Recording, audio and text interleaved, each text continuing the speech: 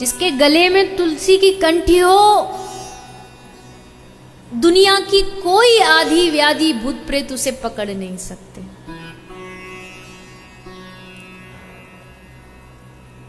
इसलिए बार बार कथाओं में हम कहते हैं कि भैया गले में कंठी धारण करो, तुलसी धारण करो। तुम कितना भी सोना पहन लो, कितना भी हीरा जवाहरात पहन लो, अच्छा सोने की माला पहनोगे तो चोर की नजर उस पे रहेगी।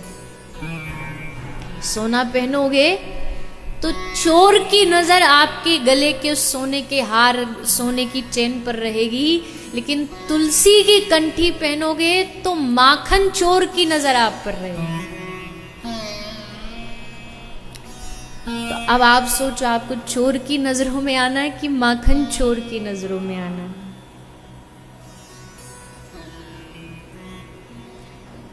कई लोग तुलसी माला धारण करके रखते, पहनते, पर जैसे उनको कोई ब्याह शादी में जाना हो, उनको अपना वो दिखाना हो, तो थोड़ी देर के लिए वो कंठी उतार के घर रख जाते हैं। लेकिन नहीं तो हमारा जो गले का जो शो है, उसका जो गले का शो पीस है वो खराब हो जाएगा, फिर आके धारण कर लेते हैं। तो बताइए ठाकुर जी क्या सोचते होंगे, भगवान क्या सोचते होंगे? इसको मेरी जो प्रिय है तुलसी महारानी, उसको पहनने में इसको शर्म आती है, संकोच आती है, और ये बना फिरता भगत कि हम भगवान को पाके रहेंगे। कहां से पाएगा तू?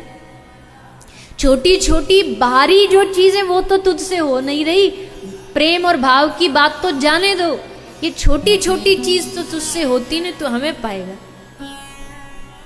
उतार के रख जाते, फिर आके जब अपना फैशन पूरा हो जाता फिर पहन लेते।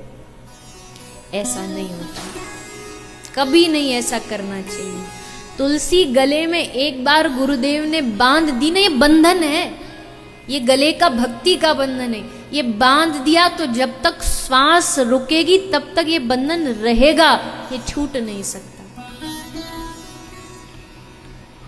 कई पूछते आपको घुटन नहीं होती है इतनी टाइट टाइट ये सब? अरे हमारा तो कुछ भी नहीं है।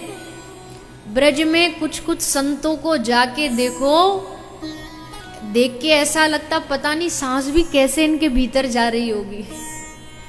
एकदम पूरा ऊपर से नीचे तक जड़े हुए तुलसी की माला से। रसखान जी पूरा शरीर में तुलसी धारण करते थे, बड़ी बड़ी मालाएं।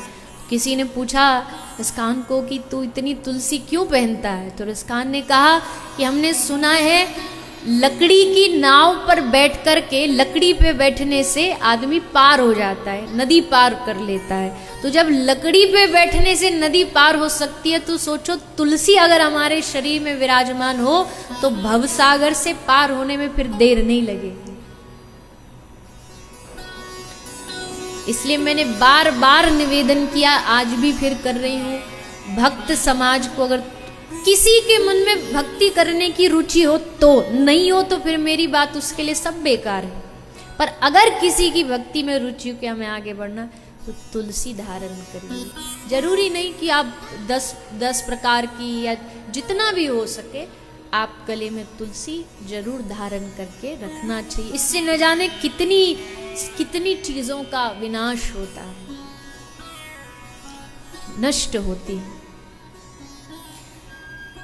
तो ये पहचान है हमारी। हम बार बार कहते हैं एक प्रकार का मार्ग है जो ये बात को दर्शाता है कि हम ठाकुर जी के हैं।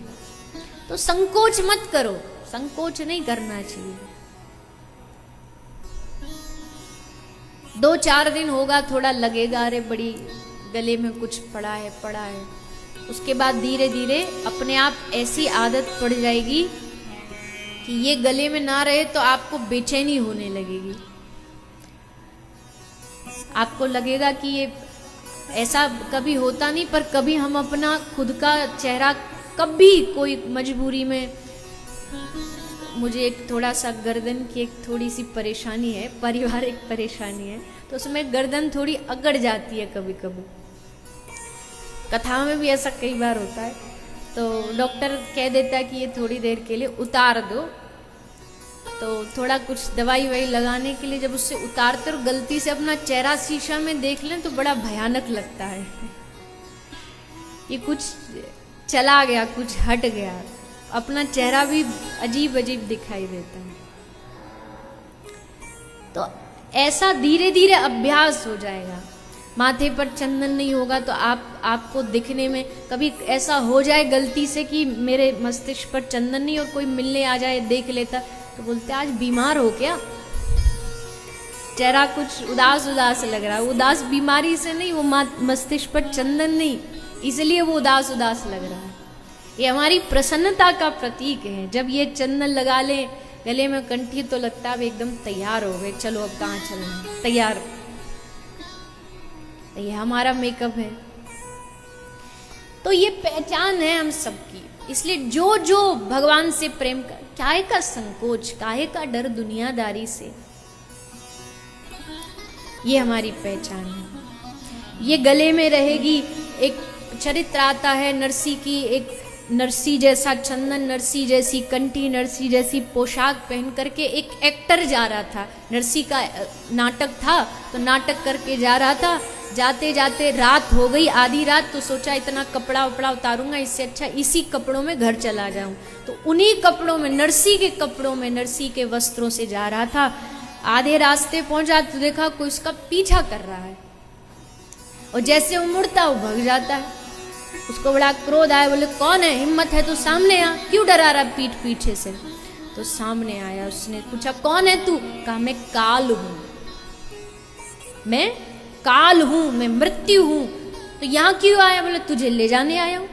ले जाने आया तो ले जा, डरा क्यों रहा बार बार ऐसे आके, आ लेकर के जा। तो काल कहता है कि लेकर के तो जाऊं, क्योंकि नंबर डायरी में आपका ही है ले जाने का, लेकिन ये जो तूने पहने हैं ना, ये जो वस्त्र तूने, नरसी का जो वेश धारण किया हुआ है, ये वेश के कारण मेरी हिम्मत नहीं हो रही तुझे छूने की, तुझे स्पर्श करने की।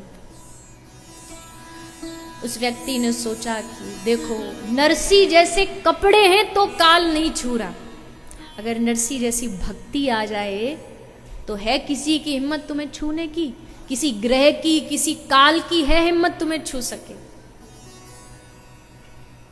इसलिए तो मैं कहती भगवत भक्त क्यों नहीं डरता इन सब चीजों से, ग्रह से, काल से, आदि आदि इधर की आपत्ति विपत्ति, क्योंकि उससे पता है हम श्री राधे जू के बल अभिमानी।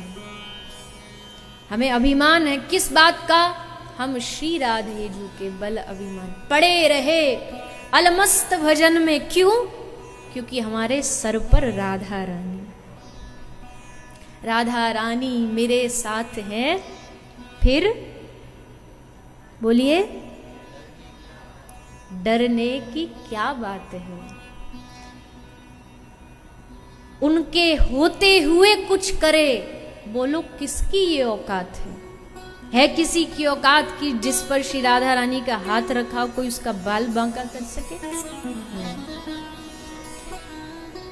इसलिए बिल्कुल न डरो किसी चीजों से, बस अपने चरित्र और अपनी ये जो एक भक्त वैष्णव की वेशभूषा, उसका स्वभाव वैसा बनाने का प्रयास करो।